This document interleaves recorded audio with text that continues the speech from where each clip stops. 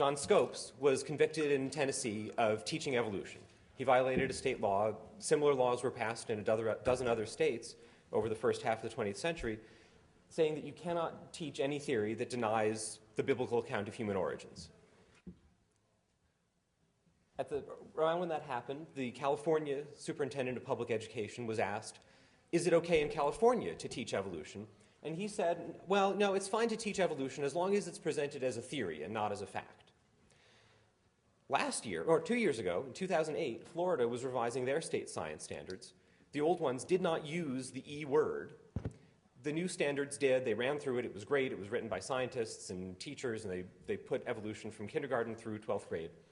And before the board would sign off on it and approve these new standards, they inserted scientific theory of in front of every reference to evolution.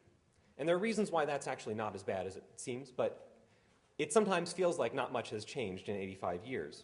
And over the last 5 years at NCSE, we've gotten reports of different sorts of creationist activity from local school boards or an individual teacher who's getting complaints from parents or who's handing out creationist textbooks. 48 states, 17 countries around the world that we've gotten reports from of one sort or another.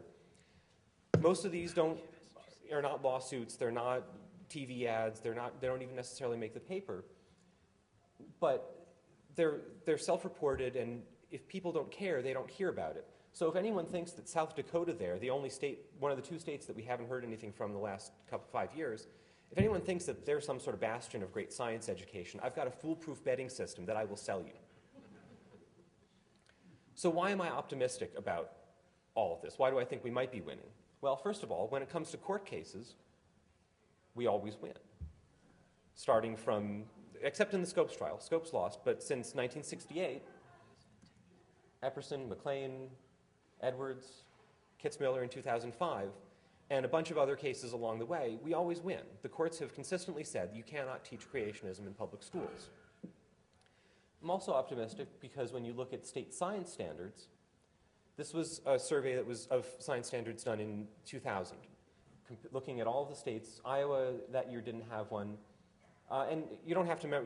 If you find your own state and want to know how they did, then that's fine. But you don't have to memorize the whole thing. And you see the distribution of grades there at the bottom.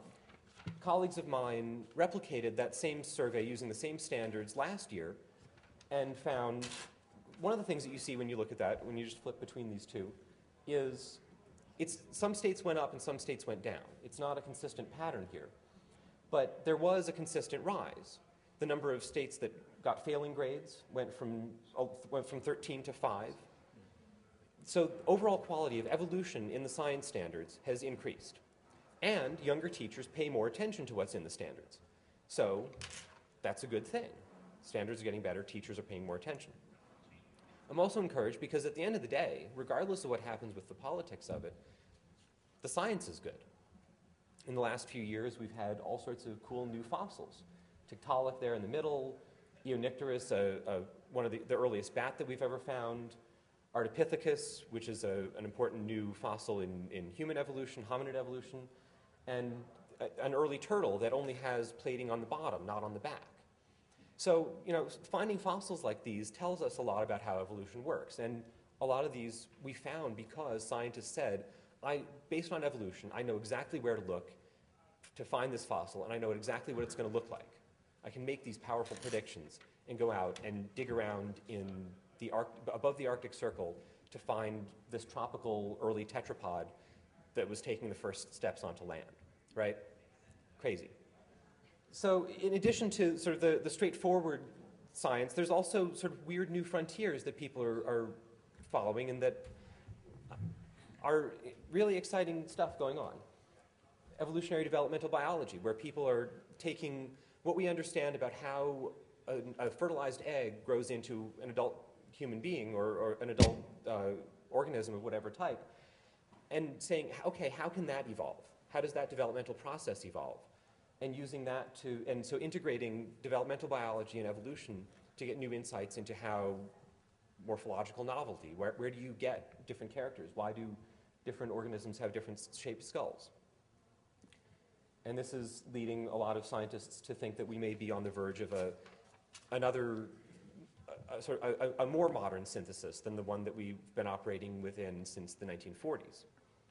You've got Craig Venter sequencing genomes and also creating a synthetic genome and inserting it into a new cell, sort of pioneering what could be a new age in all sorts of weird biology, from sort of Jurassic Park type things to more mundane, useful, but incredibly powerful medical techniques. You've got origins of life researchers like Jerry Joyce creating RNA enzymes, very much like what we think the first life used, in the lab and having them evolve in the lab. And you've got people like Steve Benner creating artificial biochemistries and pushing the boundaries of what we might be able to look for on other planets in terms of what's possible for life. In addition to what we know here on this Earth of what's evolved here, what else is possible? What should we look for? What can we find?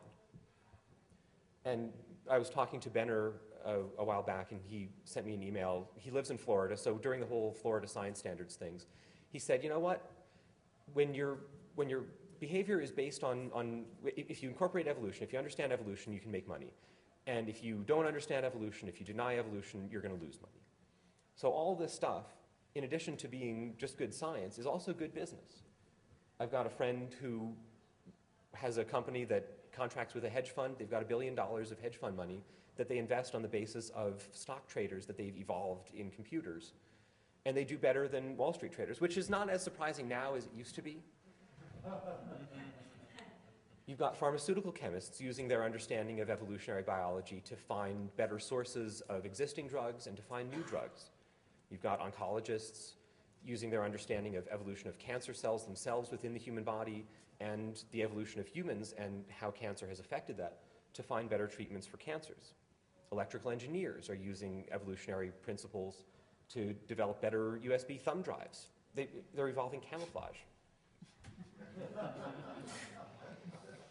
And NASA researchers are using similar techniques to produce, this is an antenna that works better than anything they can come up with just using sort of human design from first principles. Something like this is being tested on a satellite right now with an eye towards using it on a mission to Mars. And cosmologists are using evolutionary principles to try to understand why the physical constants of our universe are what they are and not something else. So this is like crazy stuff.